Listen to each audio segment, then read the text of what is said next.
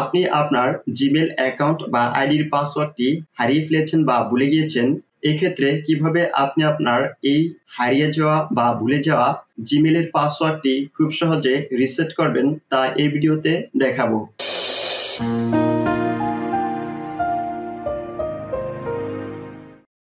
Gmail account বা আইডির password reset করার জন্য আপনার ফোনটিতে যদি গুগল ক্রোমটি থাকে তাহলে সেটি ওপেন করে নেবেন। আর যদি গুগল ক্রোম অ্যাপস বা অ্যাপ্লিকেশনটি না থাকে তাহলে গুগল অ্যাপস বা অ্যাপ্লিকেশনটি ওপেন করে নেবেন। দেন উপরে কর্নারে যে প্রোফাইল আইকনটি রয়েছে এই প্রোফাইল আইকনটিতে ক্লিক করবেন। দেন ম্যানেজ ইউর গুগল অ্যাকাউন্ট এটিতে ক্লিক করবেন। ম্যানেজ ইউর গুগল অ্যাকাউন্টে ক্লিক করার পর এরকম একটি ইন্টারফেস দেখাবে। এখান থেকে সিকিউরিটিতে ক্লিক করবেন।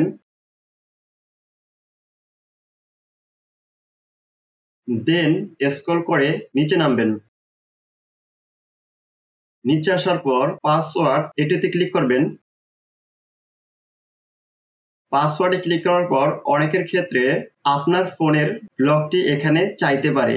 কারো ক্ষেত্রে এস লক, কারো ক্ষেত্রে ফিঙ্গার লক, আবার কারো ক্ষেত্রে প্যাটার্ন লক। যে লকটি থাকুক না কেন আপনার ফোনটিতে বর্তমানে যে লকটি রয়েছে সেই লকটি এখানে দিয়ে দিবেন। আবার অনেকের ক্ষেত্রে পাসওয়ার্ডে ক্লিক করার পর এরকম একটি ইন্টারফেস আসবে। এখান থেকে ট্রাই অ্যানাদার ওয়ে এটিতে ক্লিক করবেন। দেন কন্টিনিউতে ক্লিক করবেন। কন্টিনিউতে ক্লিক করার পর এখন আপনি আপনার ফোনের যে লকটি রয়েছে সে লকটি এখানে দিয়ে দিবেন। আমি আমার ফোনের ফিঙ্গার লকটি দিয়ে দিচ্ছি। ফোনের লকটি দেওয়া হয়ে গেলে এরকম একটি ইন্টারফেস আসবে। এখানে আপনি আপনার এই জিমেল অ্যাকাউন্ট বা আইডির জন্য নতুন একটি পাসওয়ার্ড দিয়ে দিবেন। তবে পাসওয়ার্ডটি অবশ্যই একটি স্ট্রং পাসওয়ার্ড দিবেন এবং সর্বনিম্ন ৮ সংখ্যার একটি পাসওয়ার্ড দিয়ে দিবেন।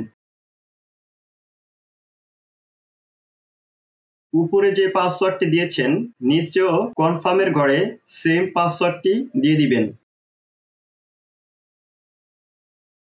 পাসওয়ার্ডটি দেওয়া হয়ে গেলে চেঞ্জ পাসওয়ার্ড এটিতে ক্লিক করবেন। চেঞ্জ পাসওয়ার্ডে ক্লিক করার পর আপনার এই জিমেল অ্যাকাউন্ট বা আইডিটি যদি অন্য কোনো ডিভাইসে লগ ইন থেকে থাকে তাহলে সেই ডিভাইসগুলো এখানে দেখাবে। এখান থেকে চেঞ্জ পাসওয়ার্ড এটিতে ক্লিক করবেন।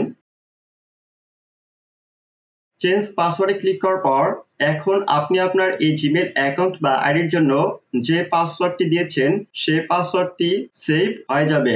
এখন থেকে আপনি যদি আপনার এই জিমেল অ্যাকাউন্ট বা আইডিটি অন্য কোথাও লগ ইন করতে যান বা পুনরায় লগ ইন করেন তাহলে এখন যে নতুন পাসওয়ার্ডটি দিয়েছেন এই পাসওয়ার্ডটি দিয়ে আপনাকে লগ ইন করতে হবে।